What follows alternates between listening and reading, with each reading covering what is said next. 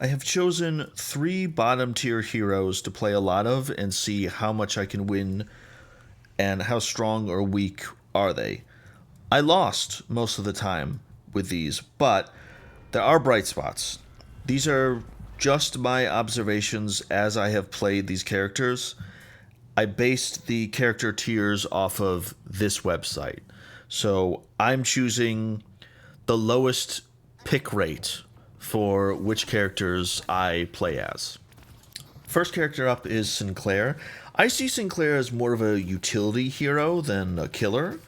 He can put out a lot of damage with the Spectral Assistant, which scales with Spirit Power, but it's dependent on placement. You can swap places with her after you place her down, which is useful for escaping when you get swarmed, but you have to be smart about the placement, and you can kind of try to catch up to other players by like running ahead, swapping with the assistant, and then running back to where you just were to try to like move ahead with the assistant, but you can only swap places with her twice, and that's not really optimal when players are running away from you, and they've probably gotten away already by the time you do the swapping and the running, so it doesn't make any sense.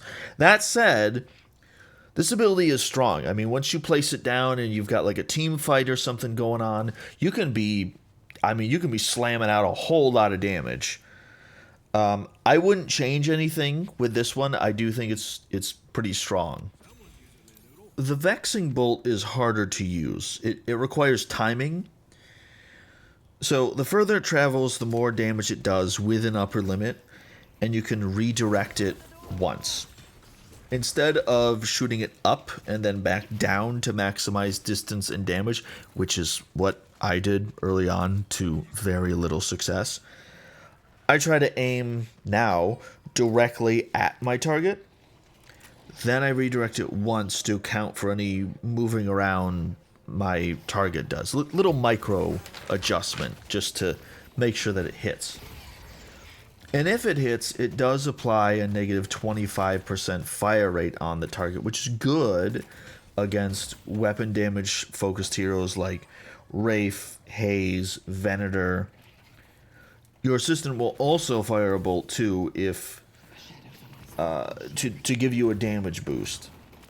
I find this difficult to hit with though, even when I'm aiming directly at somebody, because the movement that people do in this game is kind of insane, and the damage is never really that high. So it's like, if it hits, it hits. If it doesn't, it doesn't, and I'm not really concerned about it. I just don't think it's a super strong ability. Now the rabbit head is the rabbit hex is interesting. I've been following a build that focuses on this and boosting melee damage. The idea being that you get up in the enemy's face, turn them into a rabbit, you're already in melee range, and you just start wailing on them. They're rabbits, so they can't hurt you, but they are faster. You can apply movement slow with an item to help. I just find this to be a high-risk maneuver. It's easy to die when you get that close. I typically use this defensively most of the time as a way to disperse the enemy team, and I'm not going anywhere near them. Audience participation is a high-risk ultimate ability. You can copy the enemy ult, and you need to get very close to use it because the range is so short. Most of the time, I don't use this because it's safer to shoot from a distance. This can be really strong depending on what ult you copy. Although, playing this character really is not for new players when you don't know what everyone's ult does. And this happened to me early on when I copied, but didn't know what the ultimate does. That's embarrassing. I don't know what this does. I guess I'll just use it and hope for the best. Overall, Sinclair can be okay. I think I think he's just hard to use. His base damage and like the way he attacks with his wand is like a little burst fire thing, which in a game filled with a lot of characters who have fully automatic weapons or like semi-automatic weapons. Silver, I think, suffers from this too. Silver, because she has a shotgun that's a lever action, and so just the damage output is not gonna be as high. Sinclair with his little burst fire wand, I don't think is great. It doesn't put out a whole lot of damage. He's not really a huge damage dealer like that, but it just kind of adds to the this isn't so great.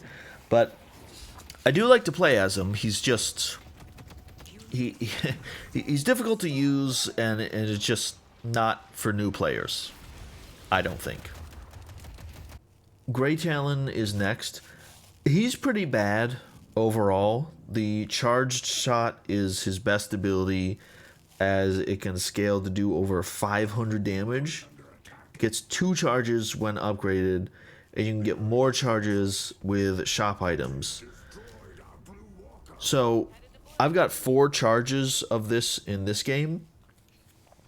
So you can, and if you've got it scaled to 500 damage per shot, you can put out 2,000 damage in like a relatively short amount of time, which your ultimate ability could never.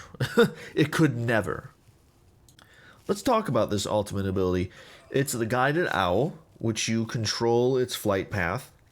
It does damage in an area where it hits, and I've scaled the damage to just under 500 before. At tier 3, it will instantly kill enemies below 22% health. And from the jump, each kill with this ability will increase your spirit power by 10. There's no reason, in my opinion, to use this other than for kill shots. If you're just doing it to put out damage, you're wasting your time. There's no way you should be using this on an enemy that's at full health or like between half health and full health. It's completely pointless. It does do a very brief stun, which even when you get that upgraded, it's still a stun that is less than 1 second. So, like, you only want to use this when you know it's going to kill the player. But let's be honest. If a player is below 22% health, they're probably running away. Your team is probably chasing them down to get the kill. And by the time you launch the owl and fly it over to where that enemy is running to, your teammates have probably already surrounded this enemy and killed them.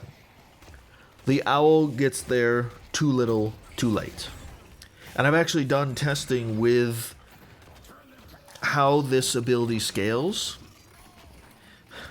And I got the owl to do 2,000 damage per hit if you get 150 kills, which is ludicrous and something that would never happen in normal gameplay. But I was in the sandbox. I had 5 or 6 bots all grouped together, and I was just hitting them all at once. There was no way that you were going to scale this to 2,000 damage. Even half of that, 1,000, I think would be asking a lot. You have to get a lot of kills to scale this up to do a ton of damage. Now, to its credit, you can get the cooldown for this to be pretty low. I think about a minute or just under a minute, I believe, if I'm remembering right. So you can use it pretty often. I don't think that makes up for the shortcomings, but you could be hitting enemies with this relatively often. But I still don't think that it's great. Rain of Arrows. I'm going to be so honest with you. I think this ability straight up sucks. The damage boost is nothing at +9 per shot at tier 2. And I know that you can scale up your weapon damage, and the damage boost that you get from using this ability, you know, can add to that, but you're still only getting a single-digit damage boost. That's just not good. The movement slow that this applies is, can be helpful, I guess. Tier 3, you get bullet evasion, which is actually useful.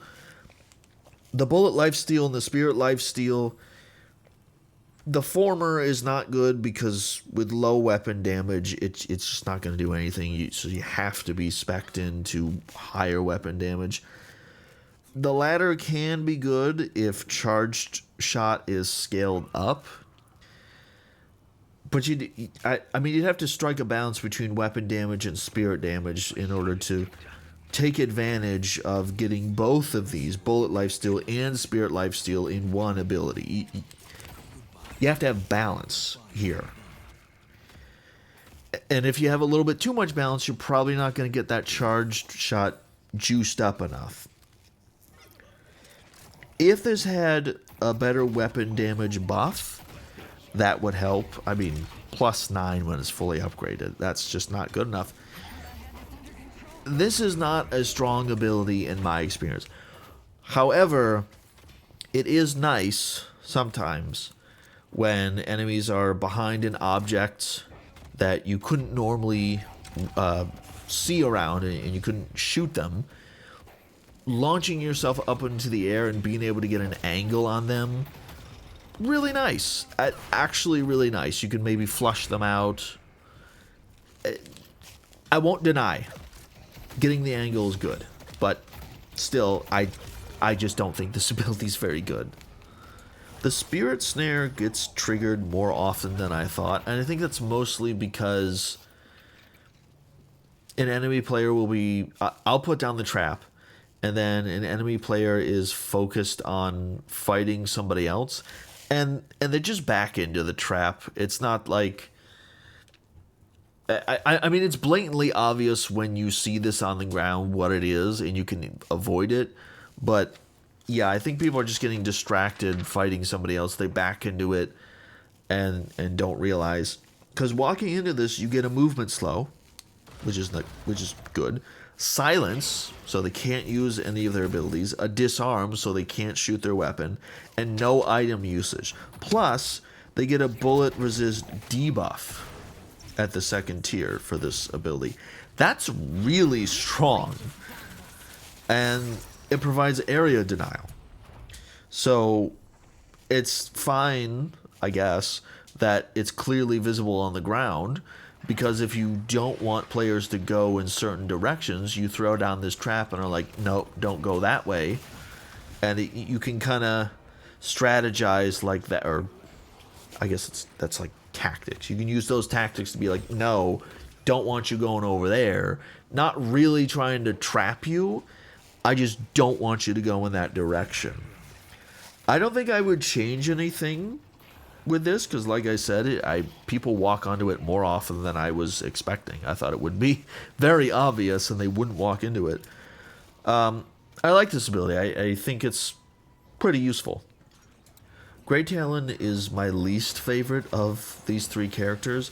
I do think that Rain of Arrows needs some kind of boost to the damage or the buffs that you get, or any debuffs that get applied to enemies that you shoot with it.